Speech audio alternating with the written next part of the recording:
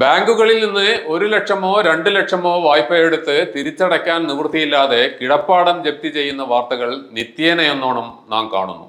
ചിലർ കടം കുമിഞ്ഞുകൂടി ആത്മഹത്യ ചെയ്യുന്നു. എന്നാൽ കഴിഞ്ഞ ദിവസം ലോക്സഭയിൽ ധനകാര്യ സഹമന്ത്രി ഭഗവത് ഖരാദ് നൽകിയ റിപ്പോർട്ട് നോക്കൂ. കഴിഞ്ഞ 5 വർഷം ഇന്ത്യയിലെ ബാങ്കുകൾ എഴുതി തള്ളിയത് 10.6 ലക്ഷം കോടി രൂപയുടെ വായ്പയാണത്രേ. പാവങ്ങളുടെ വായ്പയല്ല, വൻകിട കോർപ്പറേറ്റുകളുടേതാണ്.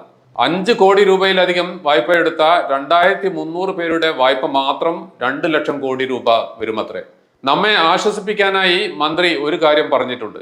തൽക്കാലം എഴുതി തള്ളിയെങ്കിലും തിരിച്ചു പിടിക്കാനുള്ള നടപടികൾ തുടരുമെന്ന്. അമ്പരപ്പിക്കുന്ന മറ്റൊരു വിവരം കൂടി മന്ത്രി പറയുകയുണ്ടായി. റിസർവ് ബാങ്ക് ചട്ടമനുസരിച്ച് വായ്പ എഴുതി തള്ളിയ ഈ വൻകിടക്കാരുടെ പേരുകളൊന്നും വെളിപ്പെടുത്താൻ പാടില്ലെന്ന്. അതായത് നമ്മുടെ പണം പിടുങ്ങിയവരുടെ പേരുകൾ നമ്മൾക്കറിയാൻ നിയമമില്ലെന്ന്.